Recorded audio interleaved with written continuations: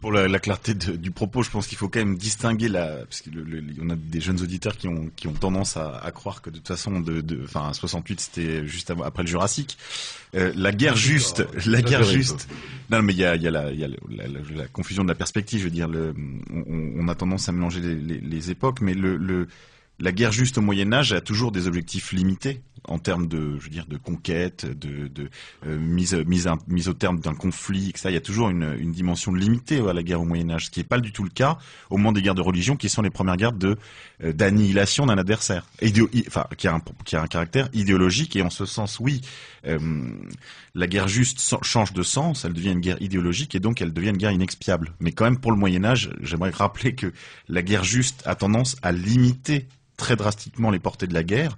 C'est ce qui conduira d'ailleurs les princes européens à engager les croisades, puisque justement ils ne peuvent plus se faire des guerres de voisinage. Ils en sont quasiment empêchés par les autorités religieuses, et donc toute cette énergie va être tournée il va être instrumentalisée par l'Église catholique, en particulier par Bernard de Clairvaux, dans une guerre, alors là, d'un autre genre que seront les croisades. Elle limite la guerre entre belligérants chrétiens. Mais bon, voilà, oui, on ne parle pas des mécréants, ou des païens, ou des enfin, il y a quand même, oui. On sait qu'il y a aussi des écrits très clairs sur le comportement à l'égard des prisonniers, etc., qui sont déjà très comment dirais-je, qui présagent de ce que deviendront ensuite les usages de la guerre fleurie, enfin la guerre en dentelle. Des usages peut-être que Richard Cœur Lion n'avait pas lu pour Saint-Jean d'Acre, hein, mais bon. Peut-être. Je dis, il y a toujours eu des massacres. Il y a toujours des massacres, mais est-ce qu'ils étaient conformes à la lettre de l'Évangile? Parce que vous avez dit tout à l'heure, tout pouvoir vient de Dieu, ou alors rendez à César ce qui était à César, mais il y a d'autres paroles, il y a beaucoup de paroles dans l'Évangile qui traitent de la question politique, et en particulier celle qui dit mieux vaut obéir à Dieu qu'aux hommes. Et donc, dans une situation où on est amené à commettre un acte injuste, enfin, je veux dire, qui sera en violation évidente des principes évangéliques, le chrétien est quand même conduit normalement à se conformer à la parole de l'Évangile. Oui, je suis d'accord tout à fait avec votre observation. J'ai rappelé moi-même que la guerre juste au Moyen Âge est une guerre limitée. Hein. Elle est limitée par un certain nombre de principes qui s'efforcent de l'encadrer. Pour autant, encore une fois, que l'adversaire est un autre peuple chrétien. Mais, et c'est en cela que je crois qu'il n'y a pas de véritable rupture entre cette guerre juste, limitée au Moyen-Âge, et la guerre à outrance qu'on va voir, à laquelle on va assister au moment de la guerre de religion. Je crois qu'on passe assez facilement de l'une à l'autre pour une simple raison, c'est que la guerre juste, si limitée soit-elle dans ses règles, n'en est pas moins une guerre morale, c'est-à-dire qu'elle représente l'ennemi comme soutenant une cause mauvaise. La guerre juste est une guerre à cause juste, à justa causa, et pas du tout à justus hostis, c'est-à-dire à ennemi juste. Donc, dès l'instant où l'ennemi représente une cause mauvaise, c'est-à-dire le mal, en quelque sorte, vous pouvez très bien énoncer au départ des principes selon lesquels le mal doit être combattu avec des moyens qui ne sont pas inhumains, excessifs, etc. Mais, après tout, c'est le mal. Hein, et contre le mal, on en arrive très vite à la conclusion que tous les moyens sont bons. Hein. Et c'est en cela qu'il y a cette continuité. Hein, c'est-à-dire qu'on ne reconnaît pas que celui que l'on combat a éventuellement de bonnes raisons d'agir comme il le fait. Il est le représentant d'une cause mauvaise. Le juriste allemand Carl Schmitt s'est énormément penché, comme vous le savez, sur cette question, et il avait observé assez finement que le droit international moderne, d'après 1917, disons, ressuscitait en quelque sorte la guerre juste, mais sans les limitations du Moyen-Âge. C'est-à-dire qu'à nouveau, l'ennemi représentait une cause mauvaise, et étant donné que l'ennemi représentait le mal, le but n'était pas seulement de le battre, mais de l'éradiquer, de le faire disparaître, et même de le rééduquer, ou de rééduquer son peuple, après sa disparition. Et c'est contre cette évolution du droit international que s'est élevé Carl Schmitt, qui était néanmoins, je le rappelle, un auteur catholique. Catholique en milieu protestant. Oui, tout à fait. Carl Schmitt avait une immense admiration pour le Ius Publicum Europaeum, c'est-à-dire pour cet ordre westphalien qui qui mettait la guerre en forme, en quelque sorte, parce qu'elle ne criminalisait pas l'ennemi, elle n'en faisait pas une figure du mal. Le roi de France pouvait affronter le roi de Prusse, ou le tsar de Russie, et puis 10 ans après, il pouvait se retrouver son allié. Dans les guerres idéologiques des temps modernes, ce genre de perspective est impossible. L'ennemi, c'est le mal, hein, et ça, on le voit déjà à la fin de la Première Guerre mondiale, avec l'idée que le vaincu est responsable de crimes de guerre ou crimes contre l'humanité, qui doit être jugé. Donc, en temps de paix, en quelque sorte, alors que les armes se sont tues, la guerre se poursuit parce qu'il s'agit toujours de punir des coupables, n'est-ce pas? Alors, cette idée de punir des coupables était tout à fait étrangère à l'ordre westphalien. On peut noter d'ailleurs, à propos de, vous avez cité Carl Schmitt, on peut noter que Schmitt écrit, je crois, la notion de politique dans les années 20, quelque temps après le traité de Versailles. Il met en cause aussi une certaine logique infernale du pacifisme. C'est qu'à partir du moment où, selon Wilson, on veut en finir avec toutes les guerres, la guerre n'est même plus possible, n'est même plus une possibilité du politique, oui. Eh bien quand on fait la guerre, on est obligé de la justifier en diabolisant l'adversaire, en disant nous faisons la guerre contre la guerre, en quelque sorte.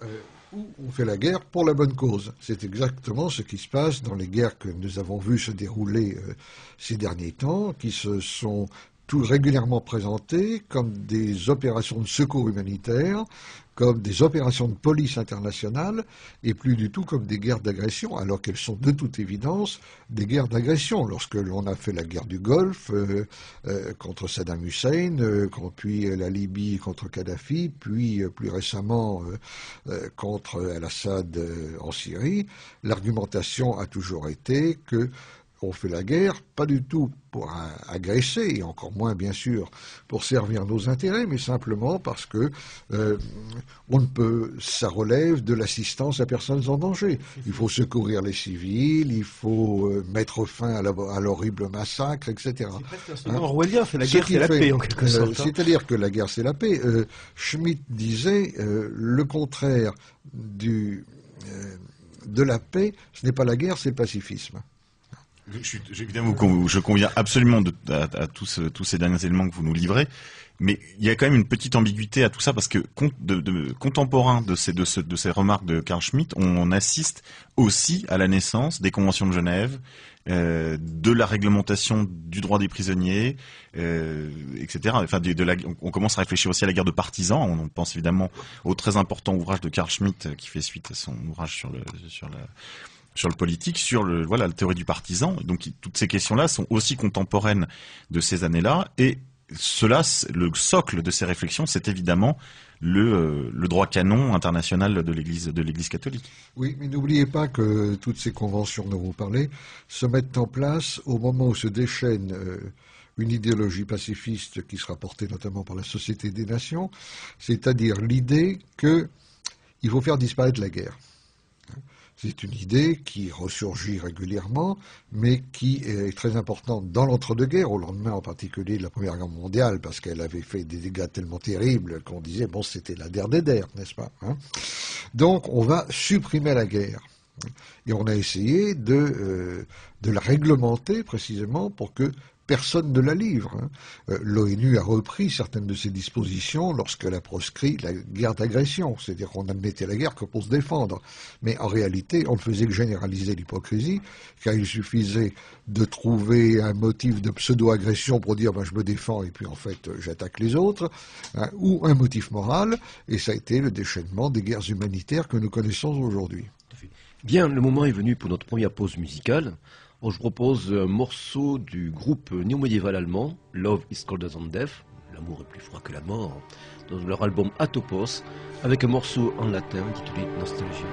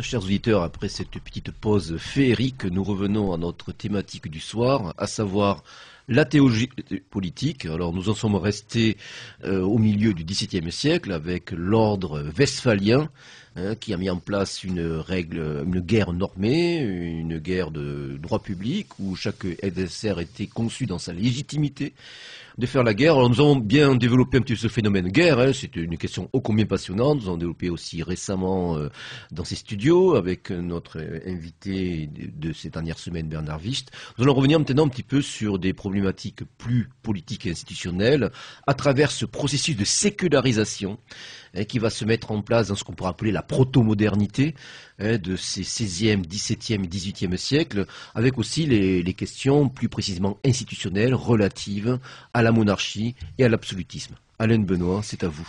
Alors effectivement, c'est, je dirais, l'autre volet qui est abordé dans ce numéro de Nouvelle École. Le premier, c'était la difficile cohabitation des pouvoirs religieux et politiques, et le deuxième volet, c'est une analyse faite par plusieurs auteurs dans ce numéro, notamment par le juriste strasbourgeois Éric Molin, qui a fait deux très longs et de très bons articles.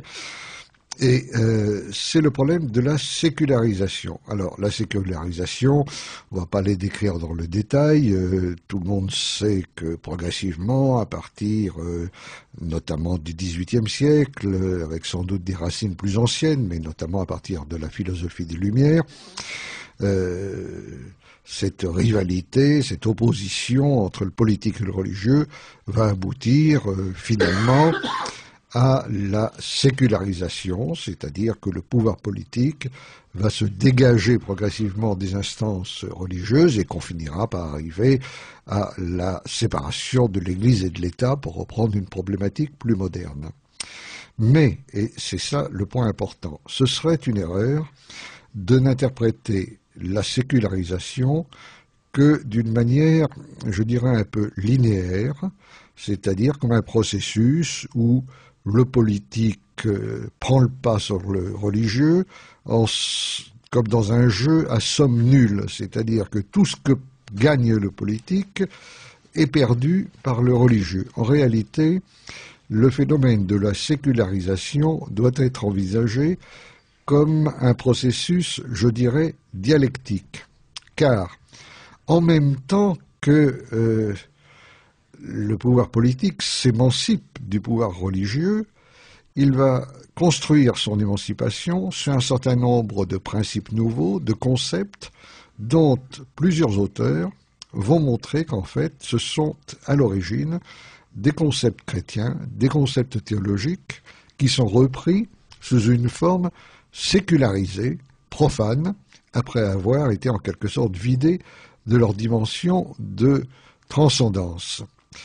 Parmi les auteurs qui ont le plus étudié cette évolution, je citerai d'abord le philosophe allemand Karl Löwit, qui est l'auteur d'un livre considéré comme un classique sur les historicismes, c'est-à-dire sur les philosophies de l'histoire moderne, et qui montre très bien que ces philosophies de l'histoire ne font finalement, alors qu'elles ne sont pas du tout religieuses en elles-mêmes, que transposer des schémas plus anciens qui remontent soit au christianisme, soit à la Bible hébraïque.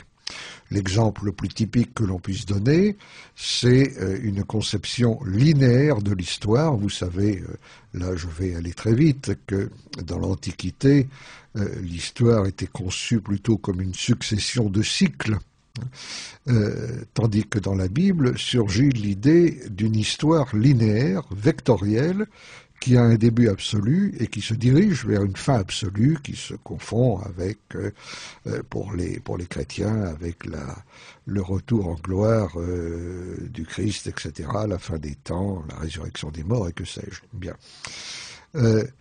Les historicismes modernes, que l'on va trouver chez Auguste Comte, chez Hegel, chez Karl Marx, reprennent cette conception d'une histoire linéaire.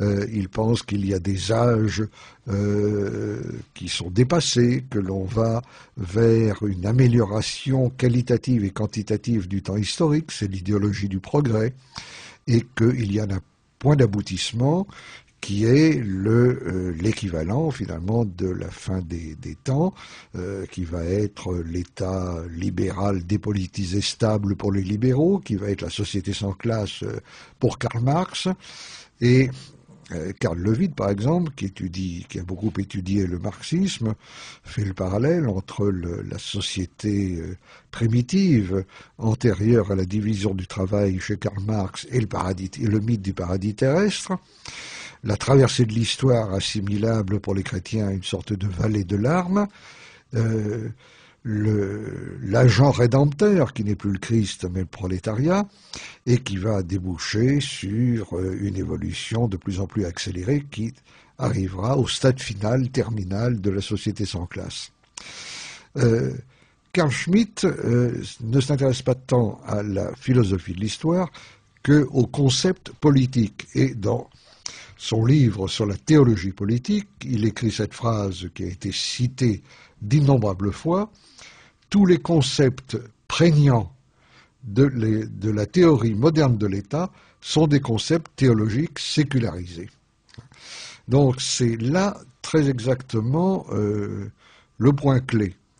C'est-à-dire que des théories politiques modernes, qui ne sont pas des théories religieuses, qui sont même parfois des théories anti-religieuses, reprennent à leur insu, pourrait-on dire, des schémas qui viennent de l'héritage judéo-chrétien ou qui viennent de la théologie chrétienne.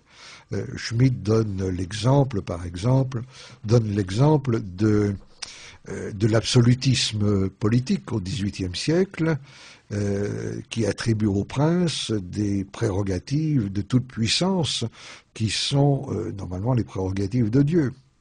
Il fait aussi un parallèle suggestif et intéressant entre le miracle dans la théologie chrétienne et la situation ou le cas d'exception dans la vie des peuples. Dans les deux cas, on est devant un phénomène inattendu, exceptionnel, qui rompt l'ordonnancement des normes du moment. Et ici, Schmitt s'oppose aux théoriciens du normativisme et du positivisme juridique, excusez-moi pour tous ces mots barbares, dont le représentant est Hans Kelsen, n'est-ce pas? Kelsen était un juriste libéral qui pensait que la vie des peuples peut être entièrement déterminée par des normes constitutionnelles, par une sorte d'empilement de normes couronnées par une norme suprême. Et Schmitt lui disait, oui, mais tout ça c'est bien joli, mais qu'est-ce qui se passe si survient une situation jamais vue, une situation qui par définition ne peut être prévue par aucune norme, mais dont le surgissement conduit à l'écroulement des normes constitutionnelles. Et il faisait un parallèle par conséquent entre ce cas d'exception ou cette situation d'urgence et le miracle. Bien d'autres parallèles ont été faits depuis, évidemment, à commencer par ce qui concerne une idéologie plus omniprésente que jamais, qui est l'idéologie des droits de l'homme aujourd'hui, et dont de nombreux auteurs ont montré les racines chrétiennes, car la notion clé dans l'idéologie des droits de l'homme, c'est l'égale dignité de tout homme, qui se trouve déjà dans le message chrétien des origines, alors même que l'idéologie des droits de l'homme avait prendre des formes qui n'étaient pas religieuses. Vous-même, vous l'avez fait d'ailleurs, je vous interromps très rapidement, d'un petit ouvrage intitulé Au-delà de l'idéologie des droits de l'homme, si je me souviens bien. Hein. Le livre s'appelait Au-delà des droits de l'homme. Au-delà des droits de l'homme. Et essayait précisément de montrer les racines idéologiques, religieuses de cette idéologie qui aujourd'hui est devenue, pour reprendre les termes de Marcel Gauchet, une sorte de religion civile de notre temps. Hein.